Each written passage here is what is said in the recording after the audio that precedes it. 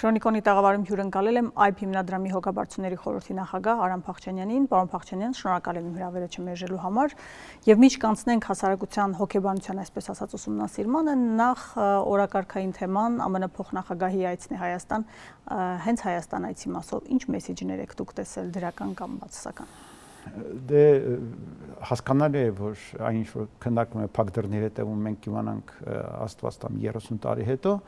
բայց գոնե արտաքին նշանները, որոշ նշանները ուրախացնում են, օրինակ սկզբից Հայաստան գալու նոր Ադրբեջան, ինքնին խոսում են նրա մասին, որ նա գալիս է այստեղ ինչ որ բան քննարկելի միջև այնտեղ գնալը։ Սովորաբար սկզբից քննարկում են գործընկերների հետ, հետո գնում են հանդիպում են նրանց հետ դեռ գործընկերոջ կարգավիճակ վերջնական չեն տվել։ Միգուցե դա գաղափարներից մեկն է որ բացահայտ է, երկրորդը ինքնին որ նա որոշել է ընտանիքով է գալիս այստեղ, այլ ոչ թե զուտ գործնական այցելությամբ, կարող է ընտանիքին ուղարկել ԱՄՆ եւ գալ այստեղ, որոշել է գալ, դա արդեն իսկ լավ բան է, որտեղ նա ակնկալում է հավանաբար, որ որոշակի հուզական միջավայրում հայտնվի, այլ ոչ միայն գործնական, որը էլի լավ բան է, որտեղ այսպիսի հուզական կապեր իրենք ոգևորում են։ Նաև J.D. Vance-ը հայտնի է եւ բացահայտ նա ասում է բոլորը որ նա քրիստոնյա է։ Իսկ մենք քրիստոնյա ազգ ենք եւ առաջին քրիստոնյա ազգն ենք եւ նա գիտի դրա մասին եւ ընդհանրապես Ամերիկայում քրիստոնյաների լայն շրջանակի չնայած կաթոլիկ է, բայց լայն շրջանակի հետ շատ սեր չփվում ենք դա գիտենք։ Եվ դա էլ կարող է ինչ որ առումով այս համար օգտակար լինել հերանեկարային։ Իհարկե պետք է միշտ գիտակցել, որ նա երկրորդ մարդն է Ամերիկայում, կա նաև առաջին մարդը, ով որոշումները կայացնողն է։ Սակայն հայտնի է նաև, որ այդ առաջին մարդը մեծ հույսեր է կապում Վենսի հետ, շատերն են Ամերիկայում խոսում, որ նա կարող է դառնալ հաջորդ տեխնացուն նախագահի եւ ամեն դեպքում նա առավել հետաքրքիր է կոնսերվատիվ երիտասարդության համար, հենց Ամերիկայի կոնսերվատիվ երիտասարդությունը մեծ հույսեր է կապում նրա հետ որպես առաջնորդի, իսկ դա մեզ համար կարևոր է, ինչու որովհետև մենք ունենք նաև մեր ամերիկյան սփյուռքի պահպանման խնդիր, եւ եթե մեր երիտասարդությունը այնտեղ, որի մի զգալի մասը կոնսերվատիվ է, հայերը ընդհանրապես չնայած ապրում են հիմնականում դեմոկրատական Կալիֆոռնիա նահանգում, իրենց բնույթով այսպես երկրպագում են կոնսերվատիվ ուժերին եւ երիտասարդությունների մի ստվար մասը տեսնելով Վենսի այստեղ գալը ել ավելի իրենց որպես հայ կսիրի եւ դա լավ նշան է, դա կօգնի մեզ նաեւ այնտեղ ամրապնդել մեր սփյուռքի ապագան Ամերիկայում։ Ու կարելի է շարունակել լավ բաները, բայց դե վտանգները կան։ Մենք գիտենք, որ Ամերիկան լարված վիճակում է հարակից երկրի հետ, Իրանի հետ եւ բնականաբար այդ հարցը քննարկվելու է։ Ինչ եթե բոլոր սցենարները միշտ քննարկվում են եւ ասենք պատկերացնենք, որ հուսանք որ չի լինի ընդհարում Իրանի եւ ԱՄՆ-ի միջեւ, բայց պատկերացնենք, որ այդ ընդհարումը եղավ եւ այդ դեպքում Հայաստանի դիրքորոշումը հաստատ այսօր Ամերիկան պահանջում է, որ Հայաստանը ինչ-որ որոշում ընդունի դրա շուրջ։ Եվ նման որոշումը անգամ եթե այն չբացահայտվի եւ չհայտարարվի, բնականաբար կազդի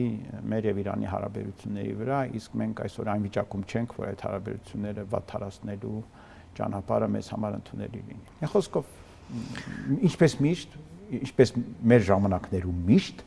ցանկացած քաղաքական երևույթ բազմակողմանի եւ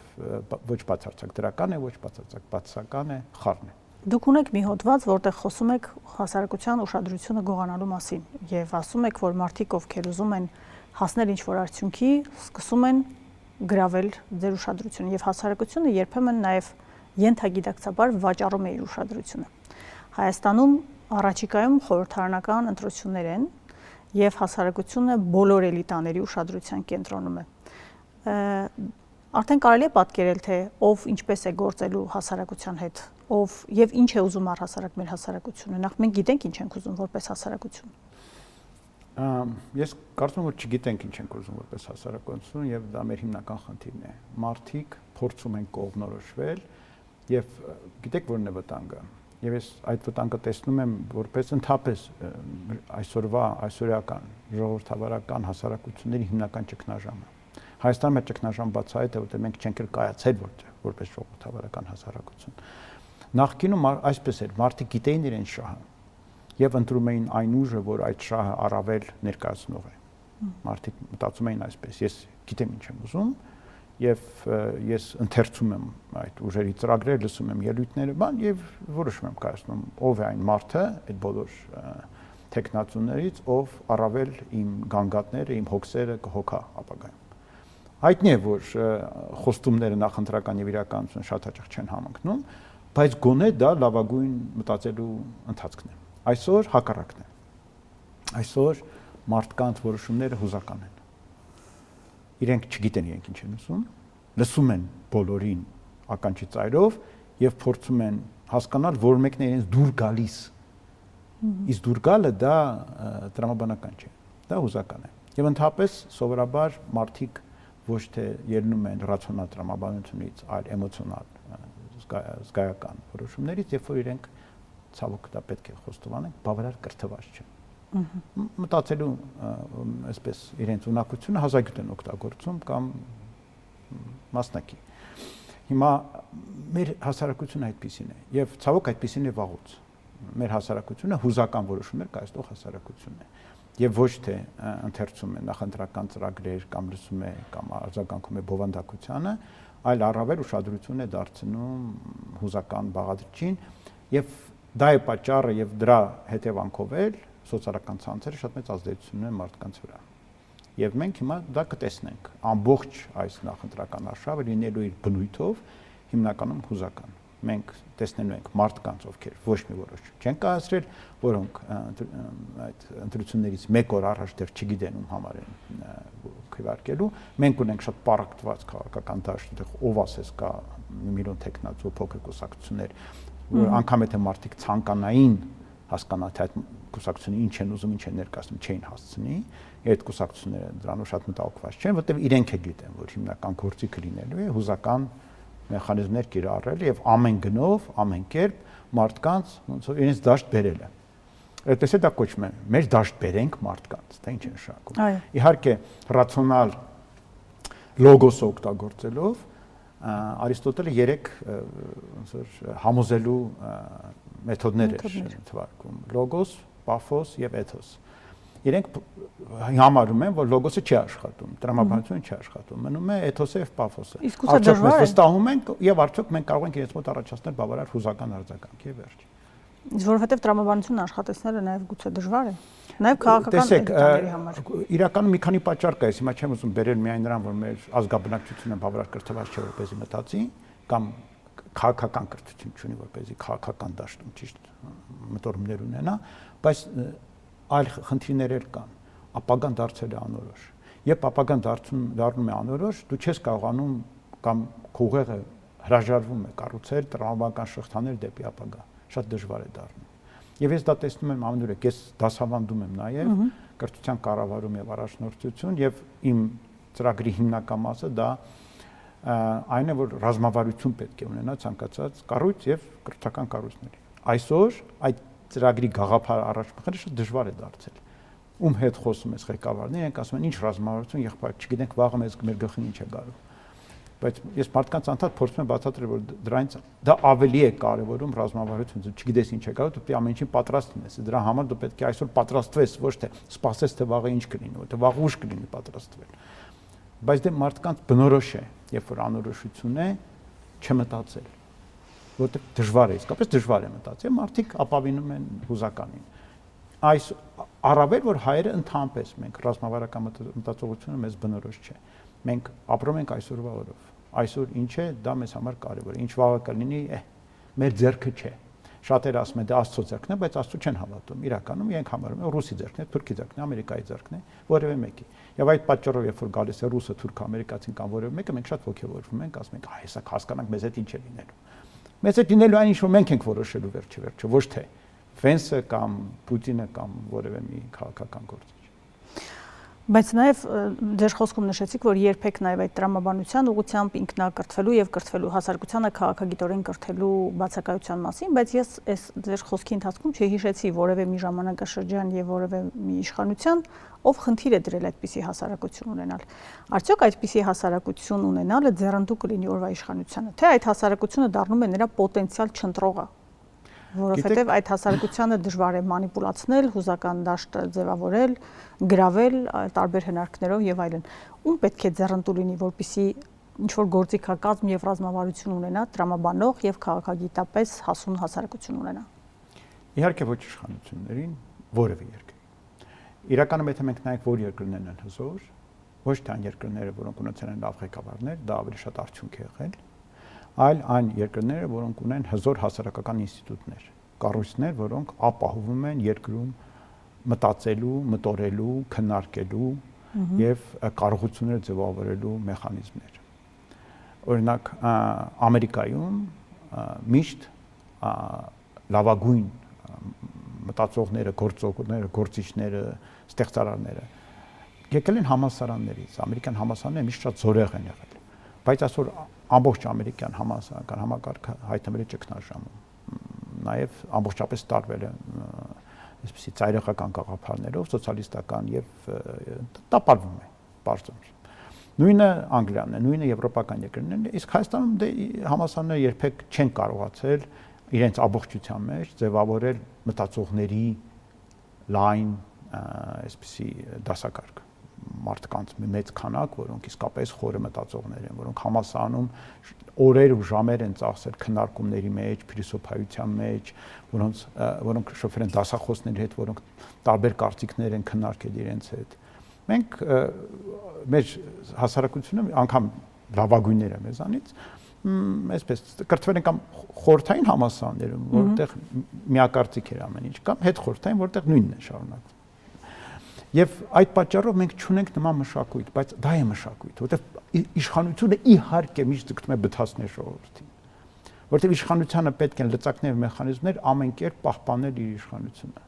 Դա նշանակում է իրեն պետք է ժողովուրդ, որը չի տեսնում իր թերացումները, չի տեսնում թալաները, չի տեսնում հարստանալը ժողովրդի հաշվին, շատ բան չի տեսնում, բայց որին կարելի է ոգևորել էժան խաղալիքներով։ Տեսեք նոր շենք են կառուցել, այլ տեսեք դեպի Մարս ենք թռնում, ու նման էժան կամ ոչ շատ էժան խաղալիքներով դու մարդկանց շեղում ես ուշադրությունը եւ անընդհատ ոգևորում ես, որ քեզ ընտրեն։ Եվ դա ցավալի իրականություն է, որ մենք ունենք եւ այդ առումով է, քանի որ հիմա այդ գործիքները շատ զգալի մասով իշխանության ձեռքում չեն այլևս,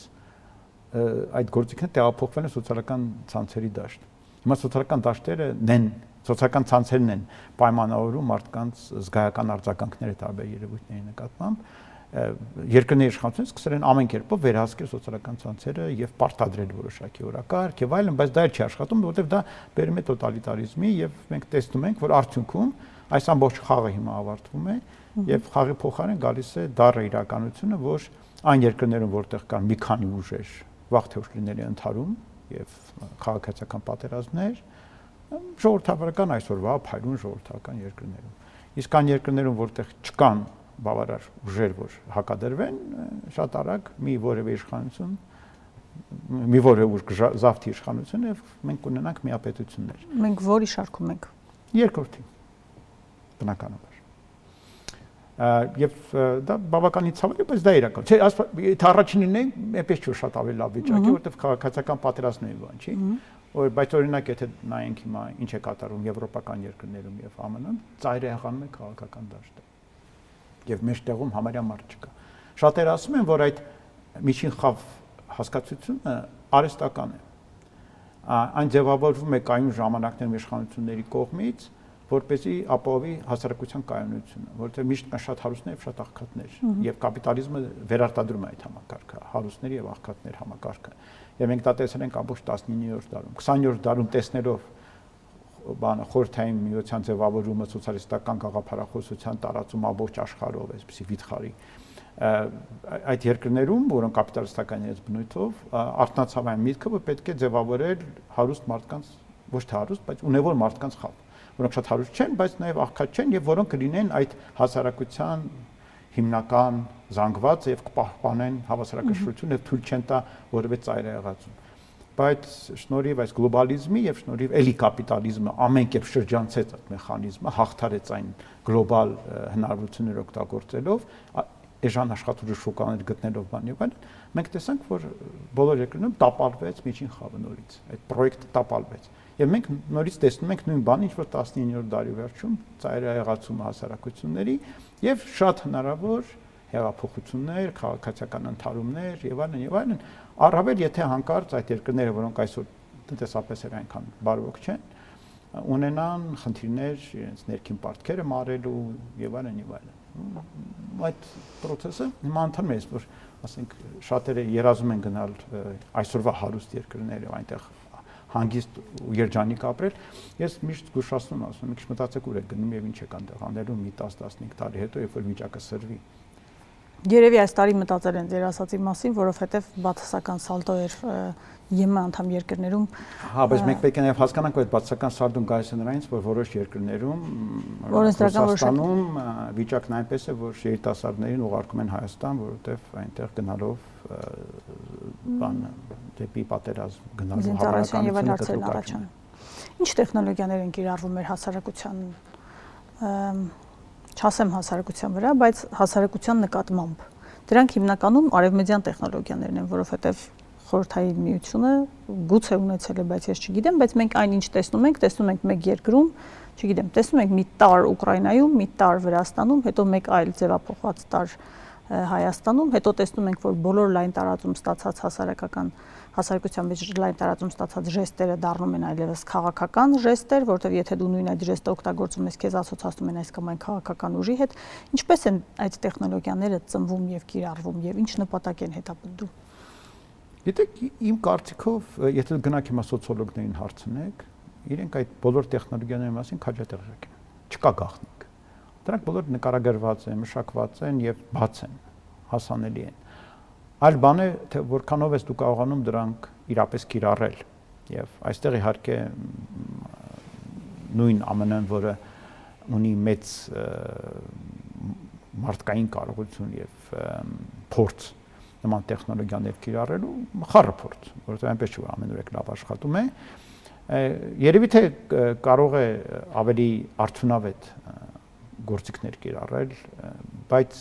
մենք հիմա տեսնում ենք, որ նույն Ռուսաստանը, որ պատերազմի սկզբում PR գաղափարախոսական դաշտում շատ ետ էր արևմուտքից, այսօր նաև այդ դաշտում է սկսել զգալիորեն ոնց որ բան անել կամ դիմակայել եւ ես կասեի նույնիսկ հակահարուսակումներ գործել, ասենք հայտնի է, որ YouTube-ում կամ բազմաթիվ ալիքներ, որոնք ստեղծվում են Ռուսաստանում եւ որոնք արագ տարածվում են եւ որոնց դեմ առնելը շատ դժվար է եւ շատ նայողներ կան, շատ դիտողներ կան եւ նույն տեխնոլոգիաներն են։ Ուզում ասեմ, այն երկրները, որոնք ունեն բավարար մարդկային պոտենցիալ, շատ արագ սովորում են դա, որտեղ դա հեշտ սովորող բան է, այնտեղ որևէ շատ բարդ բան չկա։ Եվ սկսում են կիրառել եւ դա աշխատում է։ Եվ մեկ մյուսից են արագ սովորում։ Ինչպես ասենք, այսօր եթե մի բլոգեր մի բան անում է, մյուսները նայում են, տեսնում են, օ, լավ ստացվեց, իրենք փորձում են դա անել, նույնն էլ պետությունները, ասենք ԱՄՆ-ը մի բան անում է, ռուսները նայում են, օ, լավ է ստացվում է, սկսում են անել, չինացիները նայում են, բայց ասում ստացվում է, սկսում են անել, հնդիկները եւ գնում է։ Որոշ բաներ չինացիներն են առաջինը անում, մեկը ամերիկացիներն ասում, վայ, ես ոնց ստացվում է, սկսում են անել։ Մեկը մյուսից արագ սովորում են, բայց դա իհարկե դրանք բոլորը հասարակությունները մանիպուլացնելու տեխնոլոգիաներ են, որոնք վատ են նրանով, որ իրենք միևնույն է իրենց բնույթով 100%-անոց ծածկույթ չունեն, իրենք միշտ վերաբերում են հասարակության որևէ շերտին եւ դա նշանակում է, որ ել ավելի են սրում այդ բևեռվածությունները եւ հակասությունները հասարակություններում։ Երբ որ դու մտնում ես ներ քաղաքական պատերազմի մեջ, երբ որ դու պատրաստ ես քեզ դիմակայող կամ քեզ այլն դրանք հանդիսացող ուժի հետ պայմանավորվել, այլ քո միակ մեթոդը ոչնչացնելն է ամեն գնով, ապա դու արդեն սկսում ես կիրառել շատ տոքսիկ գործիքներ նաև այդ դաշտում եւ դա ել ավելի է պարակտում հասարակությունը, ել ավելի վտանգավոր է դարձնում։ Այն ինչ կատարվեց օրինակ Թրամփի հետ, որ իրեն նախընտրելի նախագահն էր, հավանաբար տեխնացուներ, միջև ընտրությունները եւ փամփուշտ անցավ ընդամենը 2 սանտիմետր հեռավորության վրա ականջից եւ դա կարող է բերել քաղաքացիական պատերազմի երկրում։ Եթե հանկարծ այդ փամփուշտը 2 սանտիմետր այս կոմասն, եթե այդ տեխնացուն զոհվեր,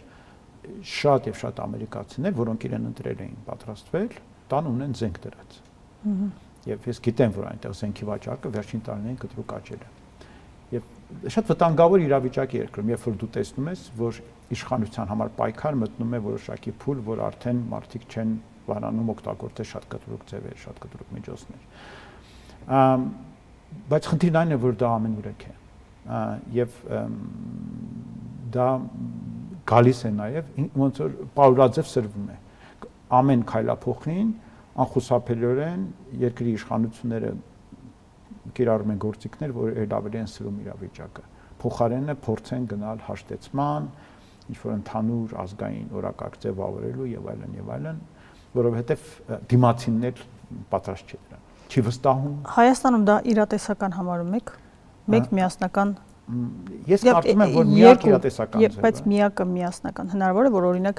միավորվեն որոշ քաղաքական ուժեր, ոմանք չպատասխանեն սվիններով իրենց հանդեպ արված որոշակի դիտարկումների։ Հնարավոր է միայն մի պարագայում։ Եթե ժողովուրդը որոշի, որ մենք մեկս մյուսին թշնամի չենք։ Ինչպես որոշի ժողովուրդը։ Պիտի որոշի։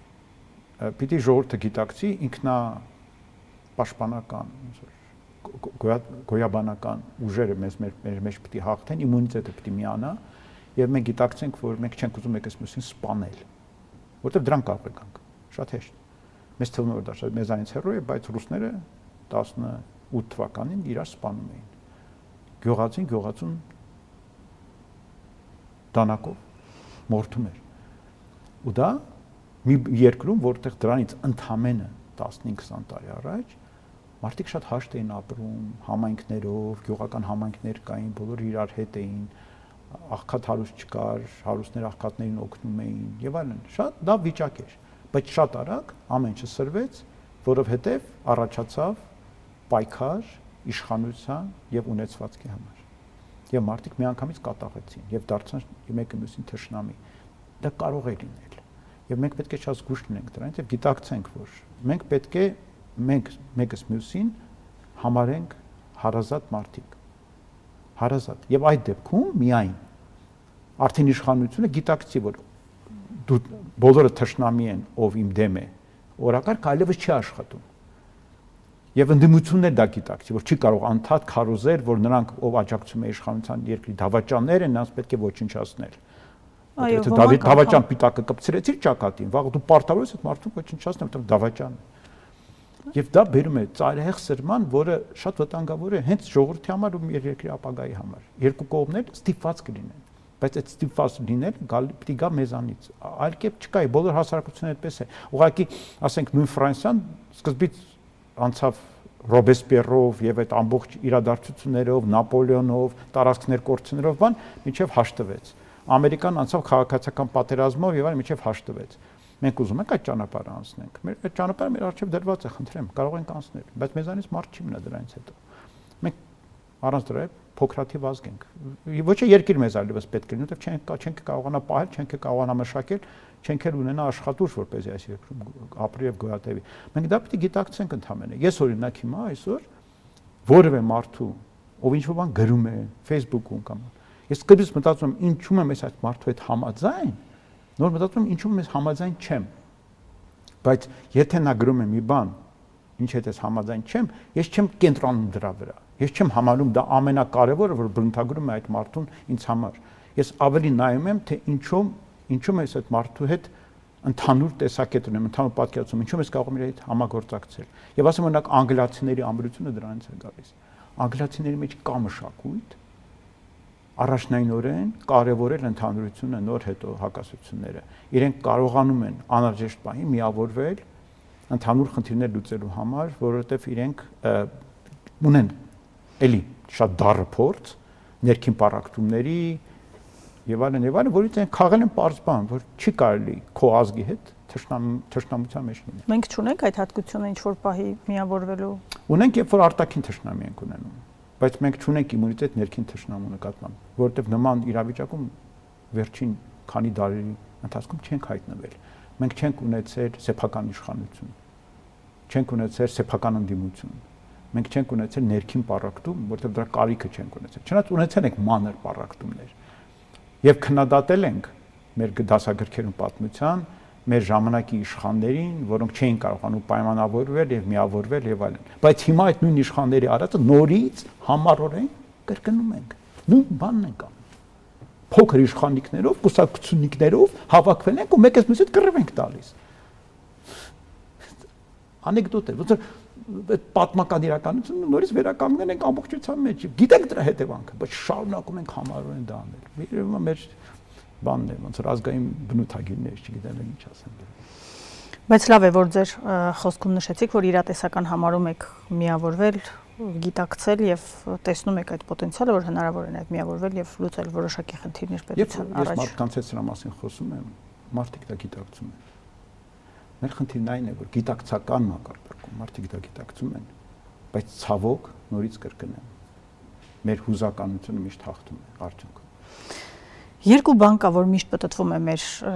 հասարակության խոսույթում, մեկը որ մենք կարճ հիշողություն ունենք եւ երկրորդը որ պատմությունից դասեր չենք քաղում։ Ես չգիտեմ, այս երկրորդի պարագայում լինում է որևէ մեկի մոտ որ դասեր քաղում են, թե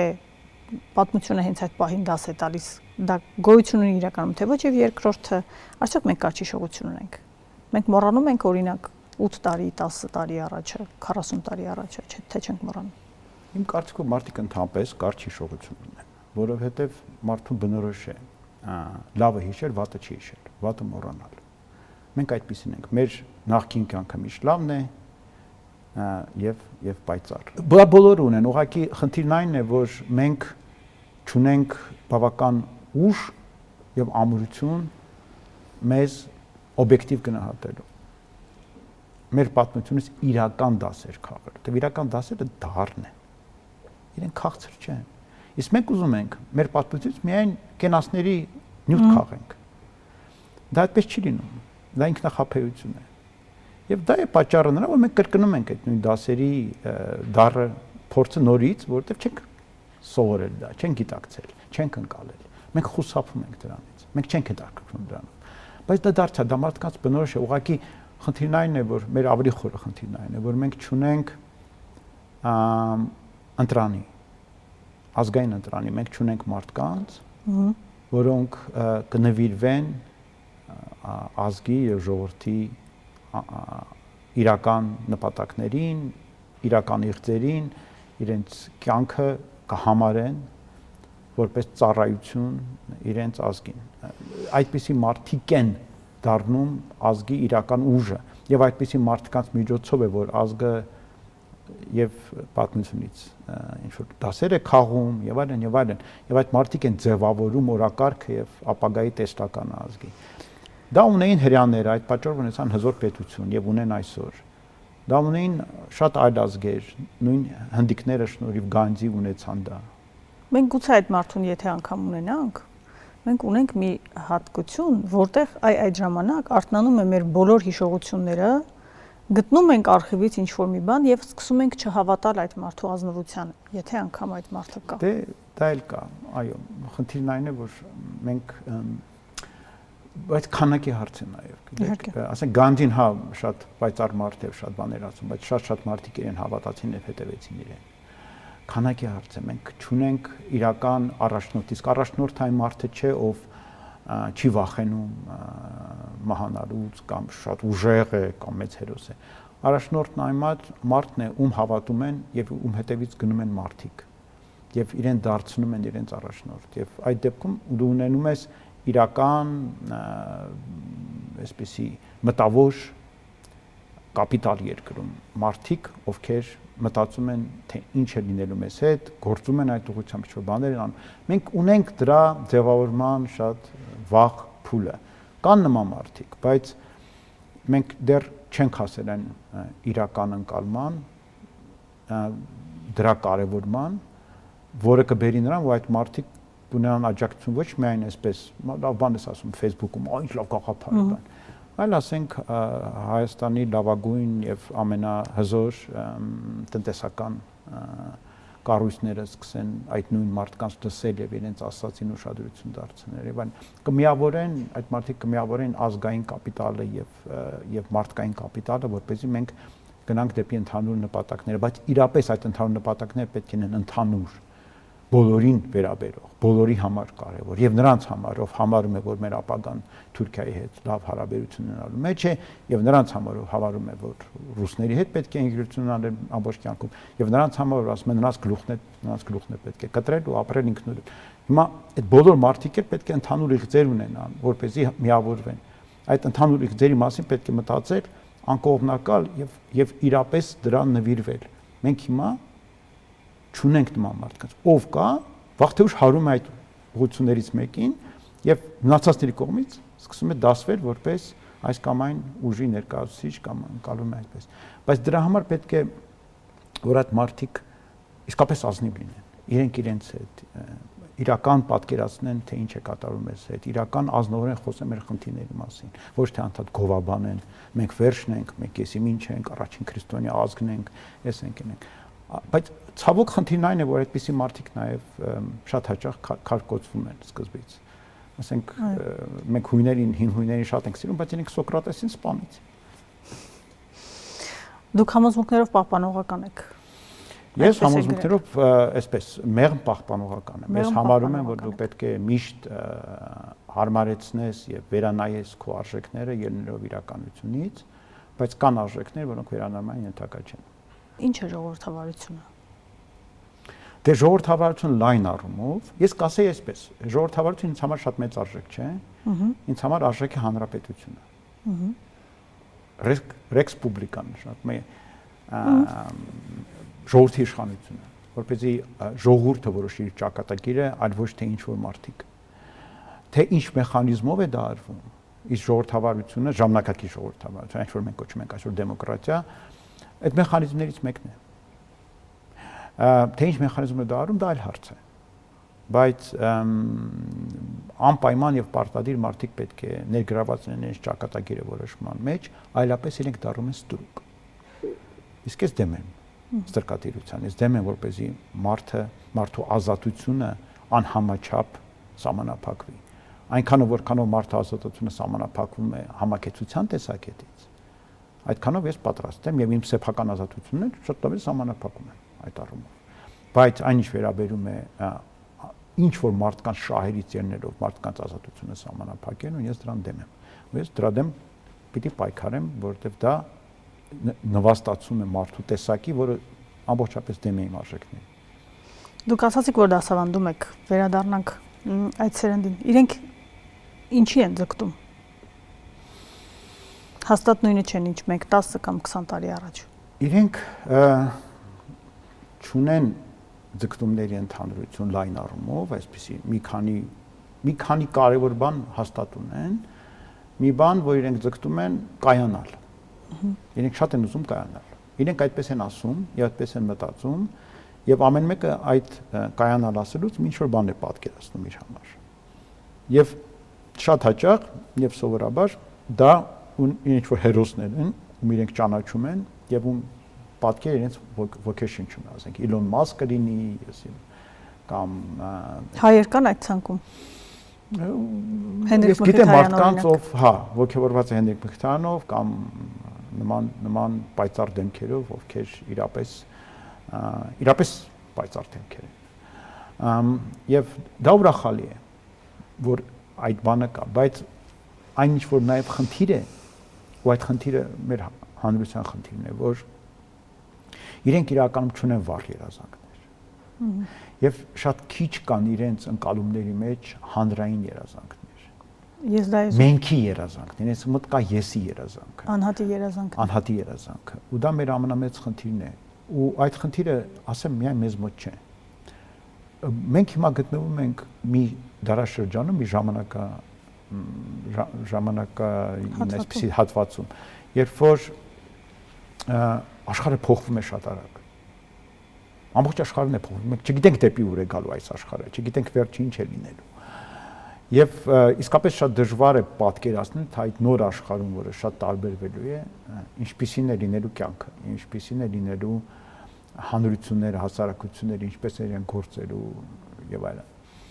Եվ այդ անորոշությունը շատ է տանջում երիտասարդներին։ Իրենք վախենում են դրանից։ Իրենք այդ պատճառով շատ կենտրոնացած են սեփական պատկերացումների վերազանքների վրա, որովհետև չեն տեսնում, թե ինչ է կատարվում,